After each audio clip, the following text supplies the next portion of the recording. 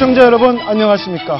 돈과 세상이 보이는 시간 아침경제 골든타임 박현진입니다. 안녕하세요. 강수진입니다. 오늘의 골든타임 한뉴스5로 시작합니다.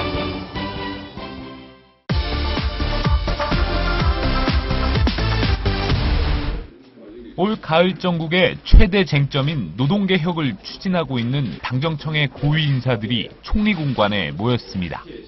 1시간 반 동안 진행된 협의를 통해 당정청이 합심해 이번 정기국회 내에 노동개혁 입법을 마무리짓기로 뜻을 모았다고 원유철 원내대표가 밝혔습니다. 특히 노사정위가 합의한 대로 취업 규칙을 바꾸고 일반 해고 기준을 마련하는 작업 역시 연말까지 끝마치기로 의견을 모았습니다. 노사 및 전문가 의견 수렴을 거쳐 연내 시행 방안을 마련할 수 있도록 당정청이 긴밀히 공조하기로 하였습니다. 야당이 제안한 국회가 특별위원회를 구성해 더 논의하자는 데는 반대하기로 했습니다. 노동개혁은 한노위가 그동안 많이 다뤘잖아요. 한노위 쪽에서 하면 충분하게 가능할 겁니다. 당정청은 또 노동개혁 이외에 4대 구조개혁 법안과 경제활성화 법안을 국회가 연말까지 처리하는 데 전력을 다하기로 했습니다. 채널A 뉴스 신재웅입니다.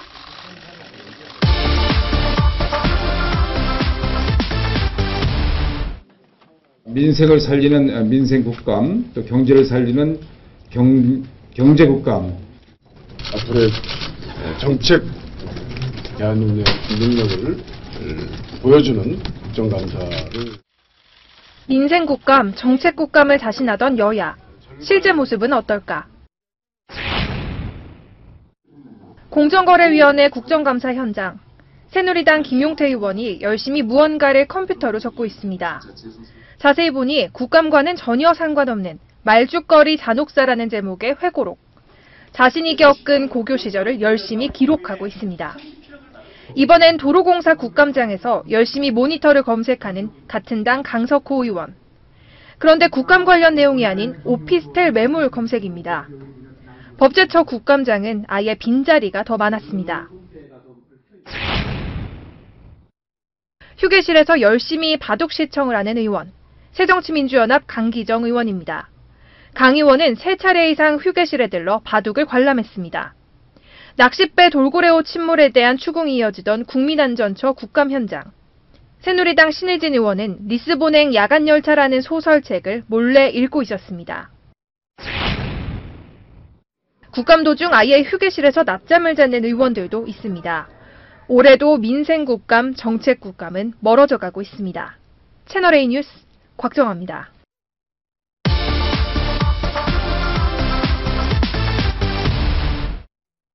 전속계약 갈등에 이은 성적 수치심 발언 문제를 놓고 법적 다툼을 벌여온 방송인 클라라와 이규태 일간그룹 회장이 분쟁 9개월 만에 합의했습니다. 그동안 벌여온 민형사소송은 모두 취하기로 했습니다. 클라라와 이 회장 측은 서로 간의 입장 차이에서 비롯된 갈등이 해소돼 모든 소송을 취하기로 했다고 밝혔습니다. 합의 조건에는 클라라가 원하던 전속계약 해지도 포함됐습니다. 지난 18일 합의 직후 클라라는 방산비리 혐의로 구속수감된 이 회장을 면회한 것으로 전해졌습니다. 지난해 말 클라라는 계약 해지를 놓고 이 회장과 의견 차이를 보이자 이 회장이 성적 수치심을 느끼게 해 더 이상 계약을 유지할 수 없다며 민사소송을 제기했습니다. 반면 이 회장 측은 계약 해지를 해주지 않으면 성추행 혐의로 경찰에 신고하겠다는 협박을 받았다며 클라라 부녀를 고소했고 클라라 측도 맞고소로 응수했습니다. 이에 대해 검찰이 지난 7월 목을 따서 보내버릴 수 있다는 등 도리어 이 회장이 클라라를 협박했다며 클라라 측에 손을 들어주면서 양측의 협상에 영향을 미친 것으로 전해졌습니다. 클라라가 형사고소를 취소하기로 하면서 이 회장이 받던 협박 혐의 재판은 공소권 없음으로 마무리될 전망입니다. 채널A 뉴스 서한환입니다.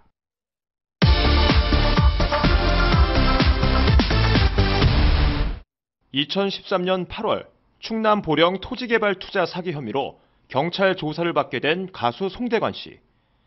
사건을 맡은 서울 용산경찰서 경제 1팀에 출석하기 직전에 수사팀장인 57살 김모 씨를 따로 만났습니다. 당시 김 씨는 피의자인 송대관 씨에게 수사 진행 상황을 흘렸습니다. 자금 추적 결과는 물론 검찰의 지휘 내용, 수사 방향 등 구체적인 내용까지 미리 알려줬습니다.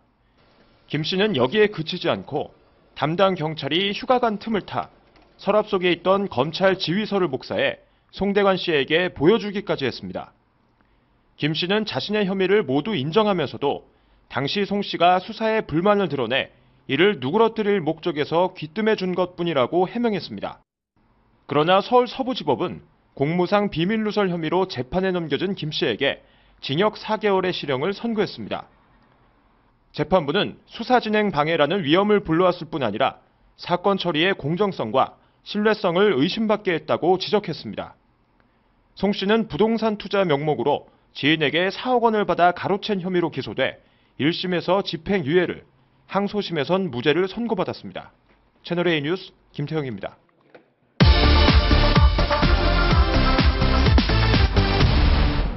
북한과 외교 관계를 맺고 있는 아프리카 모잠비크. 모잠비크에 파견됐던 북한 의사 6명이 최근 추방됐다고 미국의 북한 전문 매체 자유아시아 방송이 현지 언론을 인용해 보도했습니다. 자유아시아 방송에 따르면 국제의료시민단체인 퐁가는 북한 의사들의 잘못된 의료 행위를 고발하는 탄원서를 모잠비크 보건당국에 제출했습니다. 탄원서에는 북한 의사들이 환자와 가족들에게 금품을 갈취했다는 내용이 담겨 있습니다. 또 관리 소홀로 환자와 가족들이 전염병에 걸리거나 제왕절개 시술 과정에서 신생아의 신체가 훼손되는 경우도 있었다고 이 단체는 주장했습니다. 다른 환자보다 수술을 일찍 해주겠다며 돈을 받아 챙겼던 의사는 현지 경찰에 체포되기까지 했던 것으로 알려졌습니다. 북한은 현재 모잠비크에만 의료진 150여 명, 아프리카 전체에 1,500여 명의 의료진을 파견 중이라고 자유아시아 방송은 전했습니다. 채널A 뉴스 최조원입니다. 네, 건강한 식습관만큼 훌륭한 재테크가 있을까요? 밭에서 나는 황금, 울금으로 챙기는 건강법 알려드립니다. 인도 사람들에게 치매 예방식품으로 통하는 그것. 일본 오키나와 주민들의 장수 비결로 통하는 그것. 중국인들에게 우울증을 달래주는 약초로 통하는 그것. 그렇다면 우리나라는 어떨까요? 전라남도까지 쭉 내려가서 만난 것은 수백 마리의 새끼 오리. 하지만 오늘의 주인공은 귀여운 오리들이 아니라 오리들의 입맛까지 사로잡았다는 이것. 허약한 새끼 오리들을 건강하게 키우기 위해 오리 아빠 철희 씨가 귀한 약재로 쓰고 있는 이것의 정체는 바로 이것은 울금으로 만든 효소입니다. 인도, 일본, 중국, 그리고 우리나라까지 오랜 세월 질병을 극복하고 건강을 지켜준 음식 속의 비밀병기. 울금의 황금빛 유혹이 시작됩니다.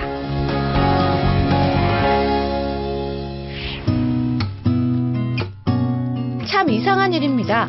사람이 먹기에도 아까운 약재를 오리들에게 내주다니요. 각종 한약재와 울금을 넣은 액기스입니다. 제가 궁금한 게 바로 그겁니다.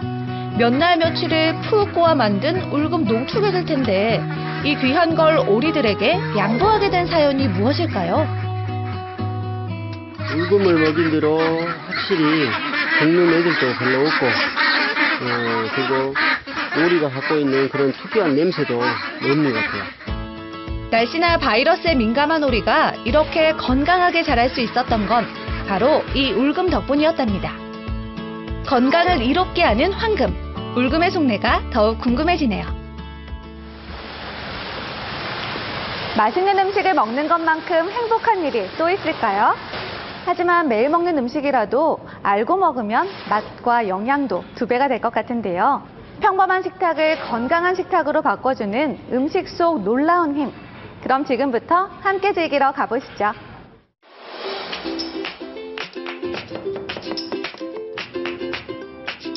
카레 좋아하세요? 이 카레 하나만 있으면 다른 반찬이 필요 없을 정도인데요. 그런데 언젠가부터 카레가 누구나 즐겨 먹는 대중음식을 넘어 건강한 음식으로 소문이 자자해졌습니다. 그 이유는 카레의 주 원료인 울금 때문인데요. 카레 본고장인 인도에서는 강황이라는 이름으로 불리고 일본에서는 우콘, 우리나라로 넘어와 재배되면서 울금으로 불리고 있습니다. 이 울금 속 커큐민 성분이 항염증, 항바이러스 작용을 한다는 놀라운 사실이 밝혀지면서 커큐민에 대한 과학 논문이 무려 700여 편에 이릅니다. 그렇다면 울금은 어떻게 먹어야 할까요? 수소문에 찾아간 식당에서 만난 울금의 모습은? 감출 수 없는 저 황금빛. 단연 이게 눈에 띄는데 색이 되게 예뻐요. 울금이죠? 네, 울금가루입니다. 건강에도 좋고 그래서 저희는 이제 소금처럼 쓰고 있고요. 저희 이제 모든 요리에 다 거의 다 넣습니다. 만능이네요. 그럼요. 깊은 맛의 육수를 낼 때에도 담백한 감칠맛을 더할 때에도 울금이 들어가줘야 요리가 완성된다는데요. 뿐만 아니라 테이블마다 떡하니 자리 잡고 있는 울금가루. 뿌리고 또 뿌리고 삼겹살과 울금가루의 노릇노릇한 만남. 과연 어떤 맛일지 궁금해서 참을 수가 없었습니다. 안녕하세요. 네, 안녕하세요. 식사하러 오셨나봐요. 네. 실제로 맛은 좀 어때요? 네, 맛도 좀 담백한 것 같고요. 기름기의 좀 느끼함도 좀 덜한 것 같아요. 그럼 말로만 하지 말고 맛을 좀 보여주세요. 그럴까요? 울금가루 곱게 입은 삼겹살에 울금밥까지 싸서 야무지게 한 쌈. 제 평가는요? 생각보다 되게 담백해요. 삼겹살을 먹었는데 죄책감이 들지 않아요? 밥이고 뭐 고기고 반찬이고 이런 여러 가지에 같이 이렇게 합쳐서 섭취하면 식구들 건강에도 좋을 것 같고요. 특히 아이들한테도 좋을 것 같아요. 한 끼를 먹어도 건강하게 울금의 맛에 저도 푹 빠졌습니다. 입맛을 돋우는 황금빛 식탁을 만들어주고 또 건강까지 챙겨주는 울금 속 커큐민 성분. 이렇게 몸에 좋은 울금이지만 딱 한 가지 아쉬운 점이 있는데요.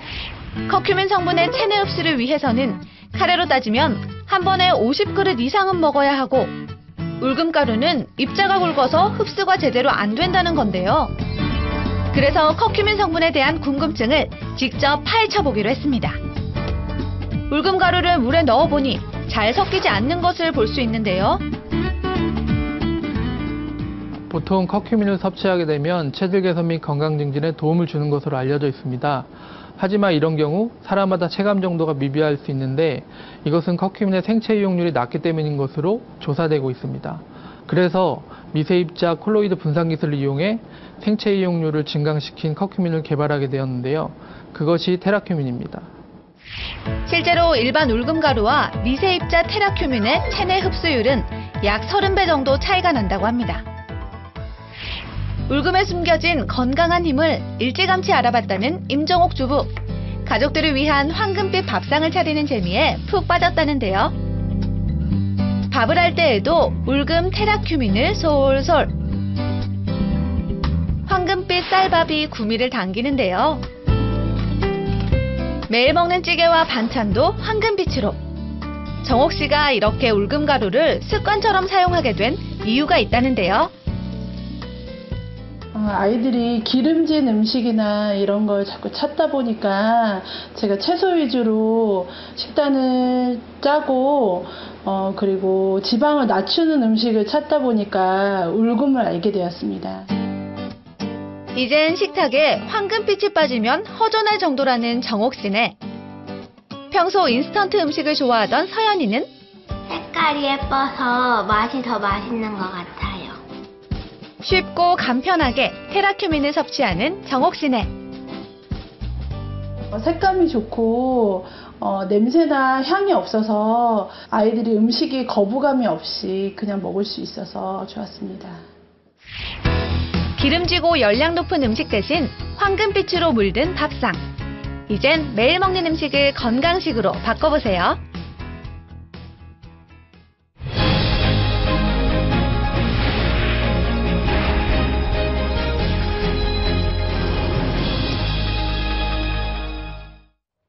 오늘의 골든타임 박상훈 공간과 미디어 연구소 소장, 곽수종 경제학 박사, 정철진 경제 칼럼니스트, 김태현 변호사 네 분과 함께합니다. 어서 오세요. 네, 안녕하세요.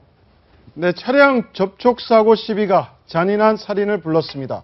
트렁크 살인 사건, 김일권의 범행 동기가 접촉사고였다고 하는데요. 살인을 부른 접촉사고 어떻게 일어난 건지 김태현 변호사가 설명해 드립니다. 김일곤의 잔혹한 범죄의 동기가 드러났습니다. 애초에 이 사건이 발생했을 때 가장 관심이 있었던 것 중에 하나는 김일곤의 살해 동기입니다.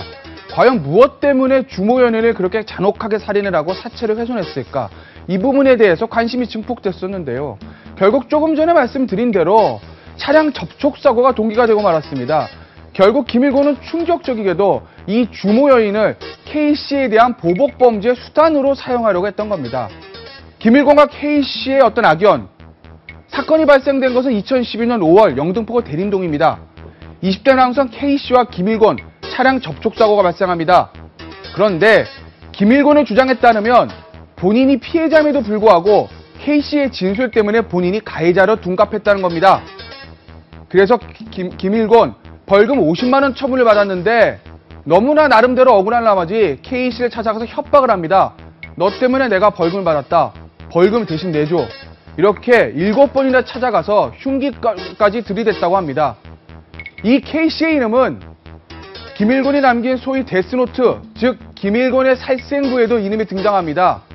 결국 김일곤은 K씨에 대한 복수를 위해서 K씨에 대한 복수의 수단으로 여인을 이용하고자 주모 씨를 납치합니다. 그러다가 결국 살인까지 하게 되는 겁니다. 김일곤의 주장에 따르면 애초에 살해할 의도는 없었는데 그 주모 씨가 도망가려고 하기 때문에 살인을 했다. 그리고 주모 씨가 죽는 바람에 K씨에게 복수를 못하게 되니 내가 그게 너무 억울해서 사체를 그렇게 훼손을 한 것이다. 이렇게 주장을 했습니다. 김일곤의 범행 동기 정말 충격적입니다. 그런데 여기서 우리가 주목할 것이 있습니다. 이 K씨의 이름이 김일곤의 메모지에 등장한다는 겁니다. 결국 김일곤 그 메모에 적힌 사람들에 대해서 실제로 보복범죄를 준비했다는 것이 드러난 겁니다. 이제 경찰에 남은 일은 김일곤의 여죄, 즉 그 메모에 남긴 다른 사람들에 대해서는 김일곤이 범죄를 시도한 것이 없는지 그 부분을 철저히 파헤쳐야 될 것입니다. 지금까지 김태현의 사건 브리핑이었습니다. 네, 치적 문제도 아니었고 금품이 목적도 아니었습니다. K씨는 김 변호사께서 말씀하신 대로 김일곤의 메모 속에 등장한 28명 가운데 한 명이었는데요. 구속영장 실질심사를 받으러 가면서도 김일곤 내내 이 K씨에 대한 분노를 표출했습니다. 한번 들어보시죠.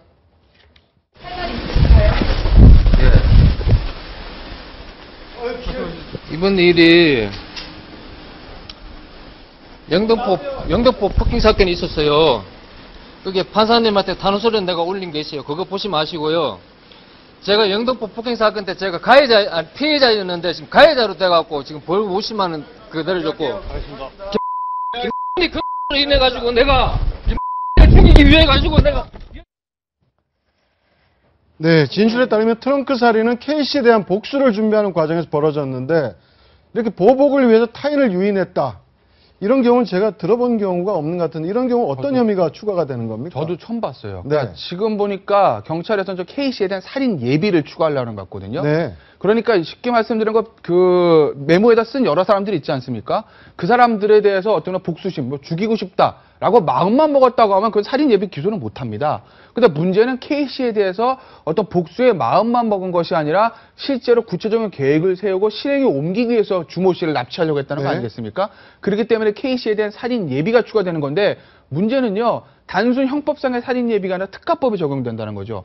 우리 특가법에 보면 보복 목적 범죄 가중처벌이라는 게 있어요. 네. 즉 어떤 증인이나 참고인 등을 대해서 복수 목적으로 범죄를 한 경우에 그건 가중처벌하는 규정이거든요. 이게 정형적으로 그런 케이스죠. 결국은 그 K씨가 참고인 진술에서 야 내가 가해자가 아니라 저 사람이 가해자 이렇게 진술을 해서 이 김일곤이 벌금을 받았다는 것이고 또 김일곤은 거기에 대한 복수 목적으로 살인 예비를 했기 때문에 특가법에서 가중처벌되는 거죠.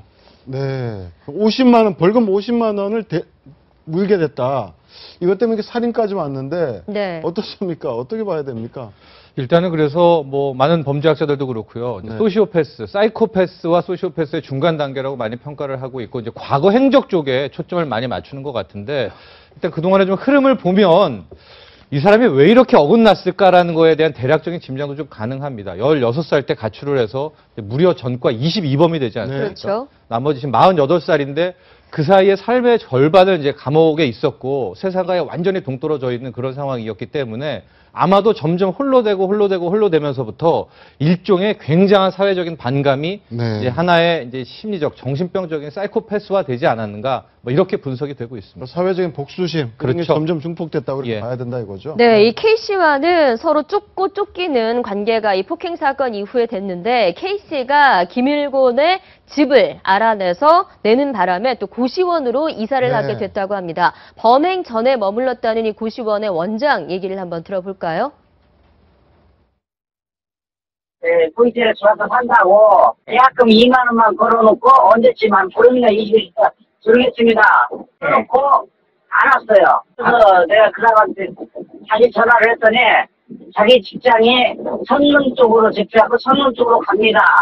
그리고 그 뒤에 통화한 적이 없어요.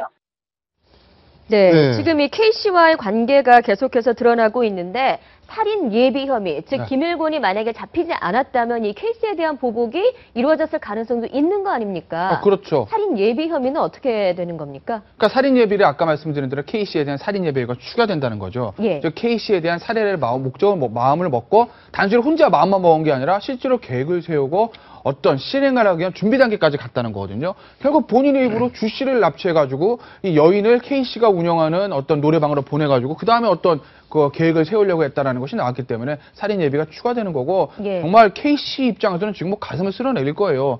만약에 이 김일곤이 잡히지 않았다면 뭐 주모 씨가 죽어가지고 주모 씨를 도구로 사용하지 못했다고 K씨에 대한 복수를 멈추겠습니까, 김일곤이? 어떤 형태로든 하려고 했을 것이거든요. 다시 한번 뭐 여자를 납치해서 또 사용한다든지 이용한다든지 어떤 형태로도 범죄를 하려고 했던 것이기 때문에 K씨로서는 뭐 가슴을 쓸어낼 수밖에 없었던 그러니까 상황이고 모든 것이 K씨로부터 시작된 겁니다. K씨가 또 노래방을 운영하고 있기 때문에 이 여성을 노래방 도우미로 분장을 시켜서 유인하려고 했다. 이게 살인 동기가 되고요. 또 데스노트를 쓴 것도 6월 초에 이 K씨에 대한 분노를 생각을 하다가 그동안 자기에게 피해를 줬던 28명을 적었다는 거 아닙니까? 실제로 K씨하고는 접촉도 3번에서 4번 정도 있었다고 이게 밝혀지고 있고요. 흉기를 들고 K씨 집 앞까지 가서도 마찰이 있었던 걸로 지금 계속 검찰 수사 과정에서 나오고 있어서 결과적으로 이 K씨로부터 촉발된 트리거가 아닌가 이렇게 분석되고 있습니다. 저분의 나이가 44이라고 하셨습니까? 48. 48이죠. 그 정도 나이대가 되면 이제 우리가 사회적으로 여러 가지 뭐라 그럴까요?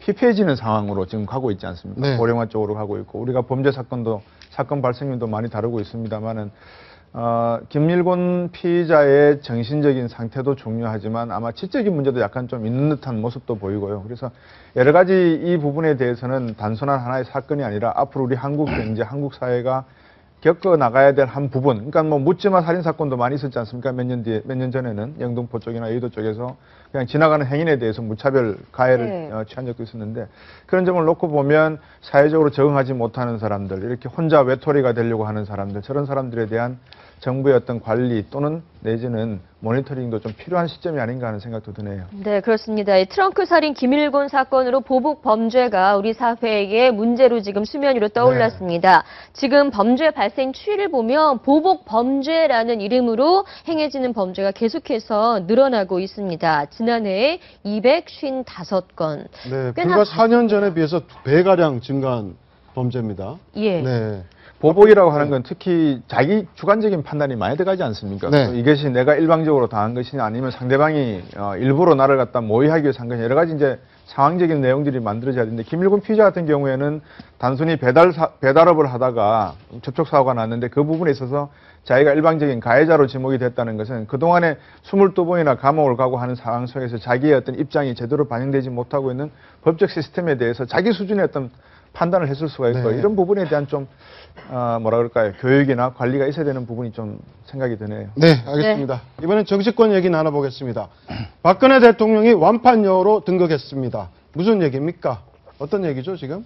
네, 아마 기억하실 텐데요. 지난 7일에 박근혜 대통령이 대구 서문시장을 방문했다가 신발 샀던 거 기억하십니까? 바로 그 신발이 그 가게에서 파는 신발이 모두 다 팔렸다네요? 네, 그렇습니다. 그래서 60컬레 이제 재고가 다 완판이 됐고 공장한테 잽싸게 전화를 해가지고 이제 했는데 아직 물량은 도착하지 않았다고 하는데 추석 전에는 아마 서문시장 저 상인 말에 따르면 꼭 놓겠다. 요즘 대박 중에 대박 아니겠습니까? 바로 저 사진. 네, 저 사진입니다. 네. 서문시장에 했던 저 사진이었었고요. 실은 이제 완판녀라는 표현이 많이 붙고 있습니다. 네. 왜냐하면 박근혜 대통령이 신었던 거, 지갑, 뭐 선글라스가 이렇게 공개만 되면 정말 날개도 친지 팔리고 있는데 저런 게 지금 많이 지금 서문시장에서 일어나고 있다고 하는 거죠. 네. 아예 신문체 저 사진을 들고 와서 사진을 들고 왔다는 거 네, 아니에요? 저 가게에서 보여주고 왜냐하면은 이제 물건을 띄는 그 공장이 다 다르지 않습니까? 네. 그러니까 저 가게에 가서 저 신발을 지금 요구하고 있어서 아 이번에도 또 한번 이 완판녀라는 별명을 실감케 했다 이런 전화. 네, 바로 방금 보여드린 저 신발인데요. 주로 5, 60대의 여성분들이 많이 와서 정말 신문까지 우려와서 찾고 있는 신발이라고 하는데 박 대통령이 이렇게 착용하는 어떤 액세서리나 의상이나 이런 것들이 완판됐던 사례가 또 있지 않았습니까? 아, 그렇죠. 아까 화면에도 나왔듯이 얼마 전에 전승절에 이렇게 하고 나서 선글라스 있었고요. 예전에 아마 어떤 시장 가셔서 이제 저기 나오고 있죠. 당선인 시절에 지갑. 있었던 어떤 누비공예 지갑. 저런 것들이 이제 완판이 됐는데 가방도 아무래도, 있었어요. 네. 그렇죠? 아무래도 우리 예. 대통령을 내수 짐작의 선봉장으로 저희가 또 저렇게 해야 될것 수요가 같아요. 늘어나면 가격이 올라가야 되는 거 아닙니까? 근데 저 지갑 지금 나오고 있는 게 이제 저게 완판녀의 첫 번째 아이템이었었는데 네. 그 중소기업 소산 땡이라는 곳이었는데 네. 처음에 저게 나왔을 때 이제 온라인에서는 뭐 2천만 원짜리다, 4천만 원짜리다 얘기가 있지 않았습니까? 네. 근데 실제 가격은 4천 원입니다. 그래서 저게 이제 색깔별로 12개짜리인가 있어가지고 이제 판매되는 저거였는데 저기서부터 이제 완판녀의 그게 시작이 됐었고 최근 게 저 선글라스 저건 가격대가 좀 있었던 그런 제품이었습니다. 16만 원인가 그렇죠? 네, 8만 8만 원 정도. 저것도 아마 대구 지역에 있는 맞습니다. 우리나라 네. 국내 업체. 그렇죠. 중소기업의 네. 제품이었습니다. 그러니까 이제 박 대통령이 뭐 안경을 끼시든 지갑을 사시든 또 신발, 그러니까 신발을 바꾸기 전에 하얀 신발을 보셨지 않습니까? 네. 아마 저 신발도 그렇게 고가품이 아닐 겁니다. 일반적일 겁니다. 38,000원. 그렇죠. 네. 그러니까 박 대통령이 하고 계시는 그 물건의 상징은 뭐냐면 아까 내수 말씀을 하셨는데 국내 중소기업 이 부분에 대한 어떤 시장적 배경, 그러니까 배려 또는 공정 경쟁에 따른 어떤 시장의 활성화 아마 이 메시지를 전하고 싶은 게 핵심이지 않나 저는 그렇게 보고 조금 있습니다. 다른 각도에서 보면 저 서문시장에 이제 신발 신고 계시는 모습이 있는데 저 신발 서문시장을 박근혜 대통령이 방문한 이게 2015년 가을 전국의 아주 핵심적인 사진이다. 지금 청와대나 박근혜 대통령은 더 이상 좋을 수가 없습니다. 지지도 50% 이상 네. 올라가죠. 향후에 대통령의 주요 일정들도 지지도를 까먹을 수 있는 게 별로 없습니다. 한미 정상회담 있죠. 또 한중일 정상회담이 있기 때문에 더더군다나 저기 아마 수행했던 그 청와대 비서관들이나 수석들은 깜짝 놀랐을 것이 서문시장과 박근혜 대통령은 뗄래야 뗄 수가 없다. 정치적으로 어려울 때마다 저기를 방문했는데 거의 아이돌 스타 같은 대접을 받았거든요. 그렇기 때문에 저 서문시장에 대한 방문이 2015년 하반기 우리가 그 정세를 분석하는 데서 아주 상징적인 하나의 그림이다. 이렇게 보면 될 것 같습니다. 네, 그런가 하면 박 대통령이 청와대에서 키우고 있는 진돗개 새끼를 낳았었죠. 5마리의 이름을 SNS를 통해 공모를 했었는데 드디어 이름이 생겼다고 하죠. 이름이 뭡니까? 네, 그렇습니다. 이 5마리잖아요. 5마리인데 이름이 평화, 통일, 금강, 한라, 백두 이제 이렇게 이름이 지었습니다.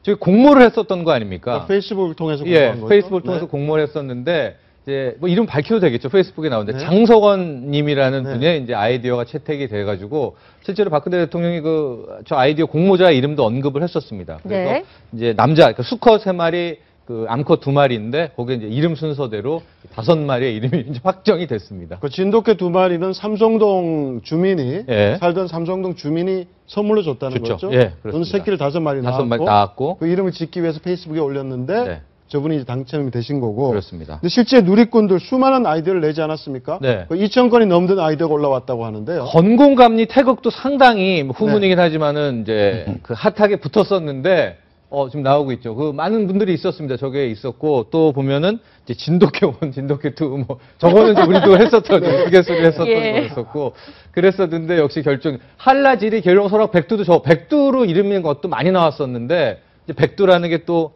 백두혈통 뭐 이런 뉘앙스들도 있지 않습니까? 아하. 그래서 아마 배제되지 않았나 이런 생각을 해보고 결과적으로 이제 평화통일이 먼저 가는 그래서 평화통일로 시작이 돼서 백두가 나중에 오는 이제 그런 이름으로 이번에 장명이 된 것 같습니다. 네, 이런 가운데 박근혜 대통령 추석이 얼마 남지 않았는데 추석을 맞아서 우리 국군 장병들에게 1박 2일의 휴가증을 수여하기로 했다고 합니다. 청와대 입장 나왔습니다. 한번 들어보시죠. 평소 장병들의 국가와 국민을 위한 충성심과 애국심을 높이 평가하는 의미에서 마련됐습니다.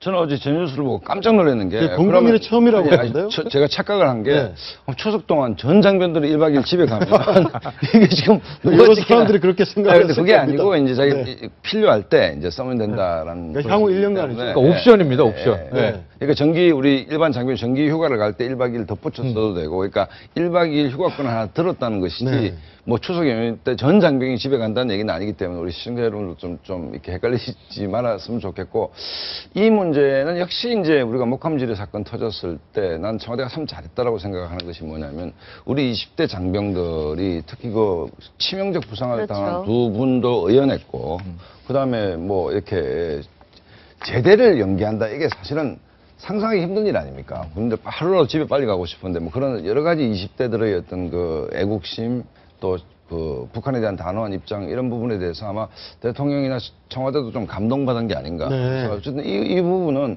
군 사기 진작을 위해서 좀 대단히 잘한 기발한 좀 아이디어였다. 저는 이렇게 평가를 합니다. 네, 말씀하셨듯이 박근혜 대통령 최근 3주 연속 50%대의 지지율을 회복했습니다. 계속해서 민심 행보 보이고 있는데 아까 말씀하셨듯이 앞으로 그렇게 뭐 한중 회담이나 한중일 회담 같은 경우에 보통 이렇게 외교적인 사안이 있을 때 박근혜 대통령 지지율이 계속 좋지 않았습니까? 그러니까 50% 고공행진을 하는 게 그것이 이제 목함지뢰 때 북한에 대해서 단호하게 원칙적인 입장을 보였던 것, 그 다음에 중국 전성절 행사 군사 프레이드를 참관했던 문제 이게 결정적으로 이제 지지도를 견인해 갔는데 어쨌든 뭐 지금 하반기 당분간은 이 추세가 유지될 겁니다. 유지되지만 내년 총선을 전제로 한다면 기본적으로 이제 이 지지도가 견인될 수 있는 것은 국내 경제 상황 뭐 이런 부분들이 있기 때문에 어쨌든 제가 좀 이제 걱정하는 것은 혹여나 대통령 주변에서 이 지지도를 가지고 국내 정치적인 어떤 그 권력 투쟁으로 활용한다라고 하면 그것은 역풍이 불 수가 있다. 그러니까 이 지지도를 가지고 노동개혁의 드라이브를 건다든지 대통령께서 말씀하신 4대 개혁 문제라든지 경제 활성화에 이 지지도라는 것은 기본적으로 국정을 끌고 갈 수 있는 배터리거든요. 배터리가 충전되어 있기 때문에 이 힘을 어디다가 포커싱 할 건가가 굉장히 중요하다. 근데 사실 정치하는 사람들은 대통령 마케팅을 해서 어느 정파의 이익 뭐 이렇게 판단할 수 있는 것이거든요. 그렇지만 그렇게 됐을 때는 굉장히 어떤 그 아까 말씀드린 역풍이 올 수 있다. 그런 측면에서 좀 국내 정치적인 문제 개혁적 과제에 대통령의 높은 지지도를 배경으로 좀 집중해야 될 필요가 있지 않냐. 그렇게 된다면 그 친박 핵심 의원들도 생각해야 될 것이 대통령 지지도가 내년 4월 총선까지 유지가 된다면 새누리당은 대통령 마케팅을 할 수밖에 없습니다. 그렇지 않습니까? 그런데 이 대통령 지지도를 구체적인 공천권 문제라든지 권력 투쟁에 활용하겠다 한다면 역풍이 부는 것이죠. 그렇기 때문에 굉장히 어떤 그 주의 깊게 대통령에 대한 어떤 그 지지도 문제를 어디다가 쓸 건가 이 힘을 그것은 사리 깊은 좀 정치적 판단이 필요하다고 생각합니다. 네, 야권 얘기 넘어가기에 앞서서 저희 지금 방금 들어와 있는 속보 하나 전해드리도록 하겠습니다. 제주 어린이집에서 일가족으로 추정되는 4명의 시신이 발견됐다는 소식입니다. 40대의 남녀와 어린이 2명으로 알려지고 있는데 일가족으로 추정이 되고 있지만 사인이 무엇인지 그리고 또 왜 이 어린이집에서 어린이집 운영하고 있는 것인지 등등에 대해서는 아직 뭐 밝혀진 게 없습니다. 자세한 소식 들어오는 대로 알려드리도록 하겠습니다. 네, 이번에 야권 얘기 이어가겠습니다.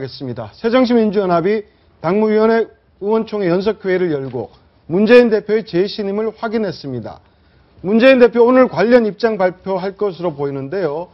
어떻습니까? 재신임 투표 카드 접을까요? 아니면 그대로 유지할까요? 사실상 일단락됐다. 재신임 파동은 이제 당무위 중앙위에서 당무위까지 이제 했기 때문에 뭐 내부적으로 보면 문재인 대표의 정치적 승리다. 그러니까 문재인 대표에 대안이 없다. 오늘 뭐 문재인 대표가 어떤 입장을 발표할지는 모르겠습니다만 이제 정리가 됐는데 다만 있는 문제는 고스란히 드러났다. 예를 들어서 이제 어제 당무회에서 문재인 대표 재심 철회 권고를 하기로 한날 천정배 의원이 신당 발표를 했습니다. 바로 직전에. 네, 했죠. 네. 또 안철수 의원은 정계 대비 3주년 기념해서 일종의 문재인 대표 직격탄을 날렸습니다. 네. 거기다가 저 당무위원회의 핵심인 박지원 의원, 박영선 의원, 김한길 대표, 안철수 의원이 불참을 했습니다. 그러면 두 가지 확인할 수 있는 게 일단 당내의 세력 대결로 갔을 때는 친노가 확실히 우위다는 거 하나. 네. 두 번째, 친노 중심으로 갔을 때 여전히 그러니까 문재인 대표의 정치력 때문인지 뭔지는 모르겠습니다만 이른바 비노 진영하고 화학적 결합은 좀 안 돼 있다는 측면이 또 있는 것 같고 그래서 일단 당내 1차 진정은 했으나 결국 문재인 대표의 정치력이 천정배 신당이나 야권의 여러 갈래를 총선 전에 합해낼 수 있느냐. 이 부분에서는 아직 좀 더 지켜봐야 되는 거 아니냐 이런 생각이 듭니다. 근데 이해가 안 되는 부분이 비주류 의원들, 네. 이른바 김한길, 안철수 등등 해서 왜 행동으로 보이지 않는 이유가 뭡니까? 참석을 해서 반대를 하든 찬성을 하든 뒤에서 말만 하고 지금 전혀 행동을 보이고 있지 않잖아요. 천정배 의원은 이제 신당 창당하겠다고 발표를 했지만 이거 어떻게 봐야 되는 건지. 4.29 재보선 참패 네. 이후로, 그 야당의 참패 이후로 제가 항상 방송 나올 때마다 하는 얘기가 그 얘기거든요. 못들 하고 계십니까? 이 얘기입니다. 그러니까 결국 비노의 그런 태도들 때문에 죄송합니다. 문재인 대표가 더 저렇게 독단적으로 나가는 건 아니겠나. 문재인 대표가 잘못했다는 건 누구나 다 압니다. 근데 문재인 대표 왜 그렇게 할까요? 비노가 말씀하신 대로 그렇게 있기 때문이죠. 비노는 제가 봤을 때 두려운 겁니다. 맞붙어서 할 힘이 없다는 거죠. 네. 그러니까 이게 문재인 대표의 어떤 독단과 문재인 대표의 독주를 할 수밖에 없는 게 친노 다수입니다. 거기는 보이스도 원보이스예요. 그리고 그것이 꼼수인지 뭔지는 모르겠으나 어찌됐건 간에 자기 어떤 재심까지 겁니다. 비노는 소수입니다. 목소리를 다기합니다. 백가쟁명이에요. 근데 야 내가 탈당을 한다든지 아니면 대의원 3분의 1 모아서 임시전당대를 개최한다든지 강하게 맞붙을 힘이 없습니다. 네. 왜 그럴까요? 저 두려운 게 하나 있는 것이고요. 또 하나는 아까 말씀하신 대로 백가쟁명적으로 워낙 여러 가지 비노 의원들 중에서 생각하는 것들이 조금씩 다르기 때문에 하나로 통합이 안 되는 거죠. 네. 그래서 결국 야권은 문재인 대표의 어떤 친노의 독주를 할 수밖에 없는 것이고 그것은 결국 다음 총선에 어떻게 보면 아주 엄청난 패배로 귀결될 것으로 저는 보고 있습니다. 어찌됐든 지난번 총선, 대선에 있었던 연이은 보궐선거에 있어 다음 총선도 결국 친노 중심으로 치를 수밖에 없다는 게 현실이라면 솔직하게 얘기하면 새누리당 지도부는 굉장히 좀 웃고 있을 겁니다. 네. 왜냐하면 친노는 당내 야권 내에서 경쟁을 했을 때는 부동의 일입니다. 하지만 새누리당과 붙어서는 이긴 적이 없습니다. 네. 희한한 그 딜레마가 있는데 어쨌든 뭐 문재인 대표 체제가 일단 첫 1차 고비는 넘었지만 아까 말씀드렸듯이 물론 비노 진영도 원심력은 있으나 구심력은 없다. 뭐 그런 한계가 있지만 어쨌든 야권을 하나로 모아낼 수 있는 그 정치력이 문재인 대표가 있느냐 이 문제가 관건인데 새로운 시험대에 올랐다고 저는 봅니다. 네. 네, 안철수 의원 당내 연석회의는 참석 안 했지만 정계 입문 3주년을 맞아서 국회 기자간담회를 가졌습니다. 작심한 듯이 또다시 문재인 체제에 직격탄을 날렸습니다. 들어보시죠. 우리가 같은 편이라고 감싸주고 비호하면 당사자들은 잠시 위기를 모면할지 모르지만 당의 미래는 없습니다. 당대표 재신임은 국민의 눈에는 그들만의 싸움입니다.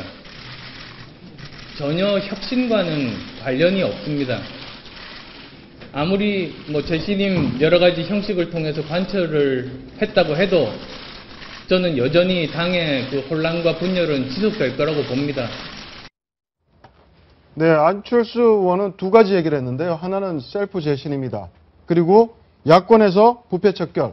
예. 한명숙 전 총리를 직접적으로 언급한 것 아니냐. 네, 하지만 여기에 대해서 지금 보시는 것처럼 문재인 당대표 오늘 아침이죠. 예, 한 라디오 쇼에 출연을 해서 전화 인터뷰를 통해서 한 총리 사건이 유죄 판결 받긴 했지만 정치적으로 억울한 사건이란 건 당 사람이면 누구나 안다라고 또 얘기를 했습니다. 네, 뭐 우리 당 사람의 안철수 의원도 당연히 우리 당 사람이죠. 근데 이제 이분은 왜 모를까? 글쎄요. 그 중앙위원회 때 조경태 의원이 일어서서 네. 공개냐 비공개냐 회의를 아마 이야기한 적이 있었습니다. 그때 아마 좌중에서 들렸던 소리는 그만합시다, 공개로 합시다, 비공개로 합시다 이런 이야기를 들으셨을 겁니다. 안철수 의원이 이야기하는 바는 아마 문재인 체제를 흔든다는 그런 지엽적인 문제를 건드리는 게 아니라 앞에서 우리 박상원 소장이 말씀하셨지만 왜 친노 체제가 늘 새누리당과 붙으면 지느냐에 대한 본질적 문제를 지금 건드리고 있다. 네. 그 문제의 기본적인 출발선은 당이 정의와 진보를 표방하고 있으면 당 자체가 정의롭고 진보스러워야지 왜 당 자체가 낡은 진보답고 부패해 있느냐 이 문제에 있어서 해결을 하지 않으면 국민들로부터 어떠한 지지도 받아낼 수 없지 않느냐 그래서 안철수가 어떤 당무회의나 중앙위원회에 참여하지 않는 것은 한마디로 몸으로 보여주는 어떤 뭐라 그럴까요? 항의나 이런 것이라기보다는 그런 의미가 없는 회의에 굳이 참석할 필요가 없지 않냐, 이런 하나의 상징적인 의미인 것 같고요. 아마 김한길 전 대표의 모습과는 좀 다른 결이 있지 않나, 저는 그렇게 보여지는데요. 네. 저럴 경우 차라리 탈당해라, 뭐 이런 얘기도 나오고 있는데, 이와 관련해서 어제 천정배 의원 바로 신당 창당 선언했습니다. 한번 들어보시죠. 정권 교체보다 계파의 이익을 우선시하는 폐쇄적이고 패권적인 패거리 정치가 횡행하고 있습니다. 스스로 기득권 세력이 되어 군림하고 있습니다. 미안한 이야기지만 새정치민주연합에는 미래가 없다고 생각합니다. 이럴 때는 너나 잘해라, 이런 말이 생각납니다. 네, 이 마지막 말 너나 잘해라가 어제 하루 종일 좀 여러 사람들의 이목을 좀 집중시켰습니다. 앞서 문재인 대표가 천 의원에게 내년 총선 때 힘을 합치자라고 말한 바가 있지 않았습니까? 이거에 대한 답이다라는 해석이 좀 많던데요. 그게 뭐 이렇게 창당 선언하는데 힘을 합치자. 그러니까 이게 이제 지금 문제가 되는 게 결국 문재인 대표의 정치력이죠. 지금 뭐 전정배 신당이 노티스된 것이 하루 이틀이 아니지 않습니까? 네. 굉장히 지난번 4.29 재보선 이후에 지금 벌써 5개월, 6개월 뭐 훨씬 지난 상태인데 아직도 뭐 전정배 의원이 신당 창당 선언하는데 우리가 힘을 합치자라고 얘기한다면 그것은 내가 정치력이 없습니다라는 것을 뭐 따로 한 얘기밖에 안 되는 것이고 몇 개월 동안 도대체 뭘 했습니까? 전정배 의원을 수십 번이라도 만나서 호남 민심을 들어보고 해야 되는데 어쨌든 뭐 전정배 신당에 누가 참여하고 어느 정도 파고가 있을지는 모르겠으나 분명한 것은 호남 민심의 큰 흐름은 어떤 반노 정세에 있다는 거, 뭐 그렇지 않습니까? 네. 그렇기 때문에 야권으로서는 굉장히 문제가 되는 것이고 호남이야 그렇다 하더라도 수도권에 계시는 호남 분들이 만약에 이탈을 한다면 전시 야권 치명적이거든요. 그런 면에서 저 문제를 물론 당내 내용이 있었지만 문재인 대표가 이제 와서 우리가 합칩시다 말로 구두선으로 고친다라고 보고 그다음에 최근에 친노의 정치적 행태를 봤을 때 이 와중에 전정배 의원이 신당 논의를 접고 합칠 리가 있겠습니까? 네. 그렇다고 본다면 향후의 숙제는 역시 문재인 대표의 정치력이고 아까 아침 라디오 프로에서 우리 당 사람이면 한명숙 총리가 억울하다라고 생각한다. 뭐 그럴 수 있겠으나 국민들이 과연 그렇게 생각할까? 네. 135석의 야당 대표가 우리 당 사람들, 친노 몇 명들 자기들끼리는 억울하겠죠. 억울하지만 저에게도 대단히 좀 잘못된 발언이다. 그러니까 저런 정도의 인식을 가지고 다음 총선에서 새누리당과 경쟁할 수 있을지에 대해서 사실은 비노 진영들이 고민하고 있는 거다. 이렇게 방금 저 대목이죠. 문 대표가 또 천정배 의원에 대해서 니나 잘하세요 이런 말을 했으니까 크게 착각하고 있다고 생각한다. 아주 부드럽게 말씀을 하셨지만 좀 무례하다는 표현도 썼습니다. 그렇죠. 저는 반격을 하셨죠. 그러니까 저게 아까 우리 박상훈 소장이 지적하신 대로 내용은 천정배 전 현 의원과 안철수 의원 그리고 문재인 이 세 분이 아시겠죠. 서로가 성격이 어떻고 어떤 내용을 주고받고 이야기가 되는지. 근데 천정배 의원도 광주에서 만났을 때 싱거웠다라는 표현을 썼거든요. 예. 그러니까 문재인 대표가 적극적인 행동을 하지 않은 부분이 분명히 있을 것이고 그걸 가지고 한번 만난 걸 가지고 이제 마케팅을 한 것 자체가 천정배 의원이나 안철수 의원이 봤을 때 대권 후보 단일화 과정 여러 과정에서 봤을 때 문 대표의 지도력에 하위를 가지고 있지 않는가. 내부에서는 아마 문, 안, 박, 문재인, 안철수, 박 원순 이 세 사람이 정당한 경쟁을 해서 야권의 후보가 나오는 게 바람직하다고 보여질 겁니다. 그래서 안 대표가 탈당한다는 일은 저는 없다고 보여지는데 저런 식으로 이제 친노에서 밀어내기를 한다 그러면 글쎄요. 그건 또 다른 하나의 파장을 야기할 수 있는 부분이 아닌가 싶습니다. 알겠습니다. 정치권 이슈까지 짚어봤습니다. 감사합니다. 이분 말씀 고맙습니다.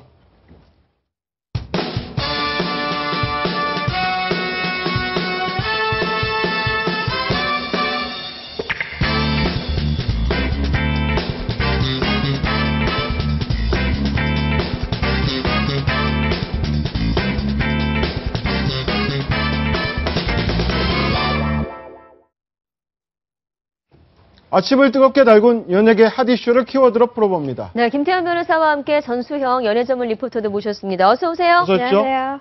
네, 오늘의 첫 번째 소식은 좀 안타까운 소식이죠? 네.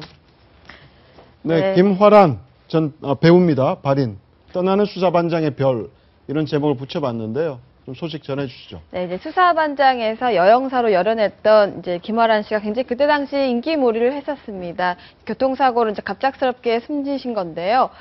그때 당시에 뇌를 굉장히 크게 다쳐서 그 자리에서 사망한 걸로 알려져 있습니다. 근데 당시 같이 타고 있던 남편은 경상을 입어서 장례식을 지킬 수는 있었다고 전해지고 있습니다. 네. 예, 서울을 떠나서 지금 내려가서 산 걸로 알고 있는데 사고 원인이 좀 밝혀졌습니까? 아직까지는요. 그러니까 말씀하신 대로 남편이 운전하는 차가 이제 차가 전복이 돼서 그 교통사고 났다는 거 외에 정확한 사고 원인, 그것이 뭐 차량이 어떤 결함이 있는 것인지 아니면 네. 운전 부주인지 그런 부분에 대해서는 아직까지는 좀 수사가 진행 중인 것 같고요. 뭐 크게 뭐 별다른 이상한 점은 없기 때문에 그냥 뭐 과실에 의한 교통사고 정도로 종결되지 않을까 전망을 하지만 아직까지 정확한 사고 원인이 밝혀진 상태는 아닙니다. 어떻습니까? 이렇게 귀농을 하게 된 배경에도 좀 안타까운 사연이 있다고 하는데.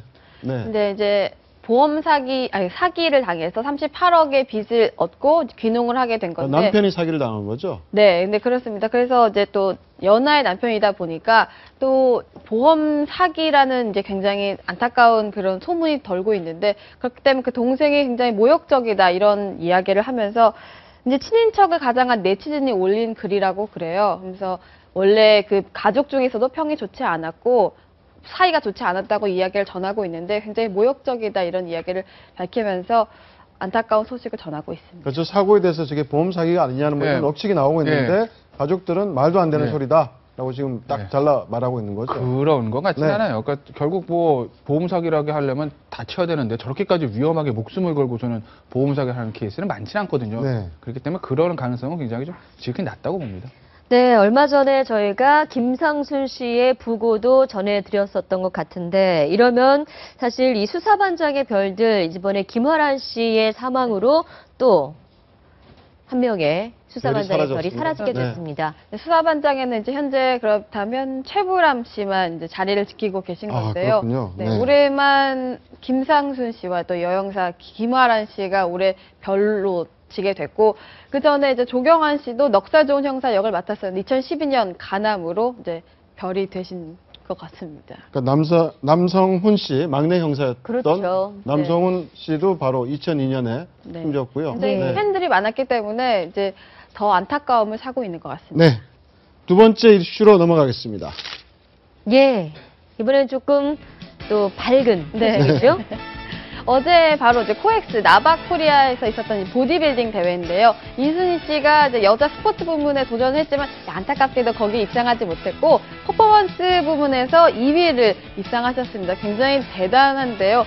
이 대회에 참가하게 된 이유가 그전 7월에 발표한 이제 피노키오라는 곡이 있는데 거기에서 이제 꿈과 열정에 대한 도전을 보여주고 싶었고 그걸 찾다 보니까 보디빌딩이라는 게 눈에 들어왔다 하면서 참가하게 되는데 굉장히 좋은 소식을 얻게 돼서 참 많은 사람들이 힘을 얻는 것 같습니다. 네, 저희 전수영 리포터가 이 해당 대회를 직접 진행했다고 들었는데 직접 본 인순이 씨의 몸매나 뭐 행사장 분위기 어땠습니까? 제가 이제 이 대회 MC를 본 건 아니고 다른 이제 머슬마니아라는 대회에서 제가 MC를 봤거든요. 근데 그날 정봉주 전 국회의원이 참가를 하셨더라고요. 그래서 굉장히 꿈과 도전, 난 할 수 있다! 뭐 이렇게 파이팅 넘치게 해주셔서 환갑을 앞두시고 굉장히 멋있었던 모습이 기억이 납니다.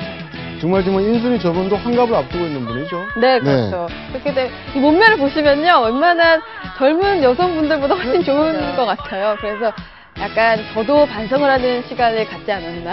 퍼포먼스 2위인데 인순이 씨가 정말로 저 자신감 있는 미소나 저런 모습 때문에 퍼포먼스 부문에서 입상을 한 게 아닌가 싶어요. 네, 맞습니다. 이 대회를 준비하기 위해서 1년간 준비하셨다고 하는데 거의 매일 체육관을 가다시피 하셨고 하루에 거의 1000칼로리밖에 들이시지 않았다고 그래요. 그래서 굉장히 열심히 준비를 했는데 이렇게 좋은 결과를 얻게 돼서 기분이 좋다고 전했습니다. 네. 인순이 씨 외에도 현재 몸짱 대열에 합류한 연예인들이 적지 않습니다.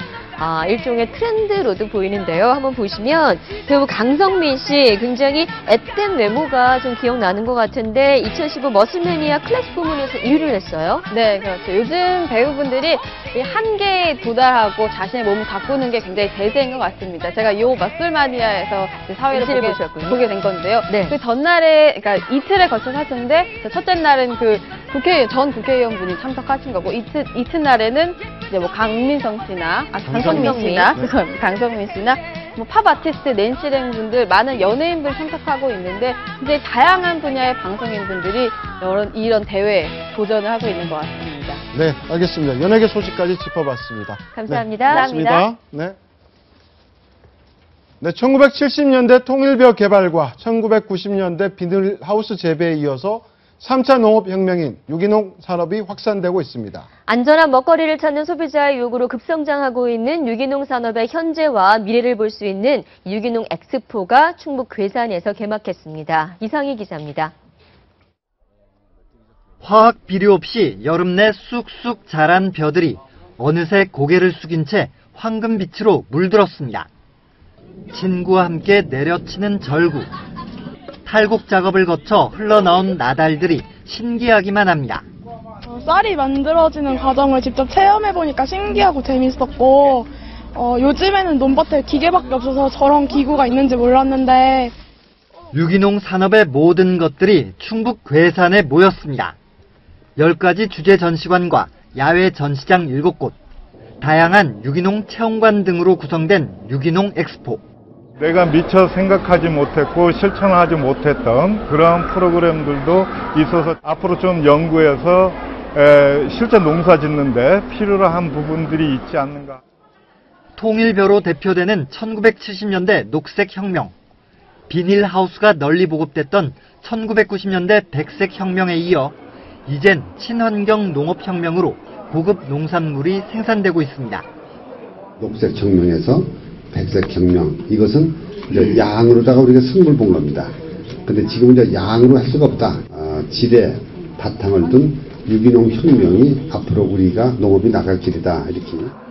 26개국 264개의 유기농 기업과 600여 명의 바이어가 참여하는 유기농 엑스포는 다음 달 11일까지 계속됩니다.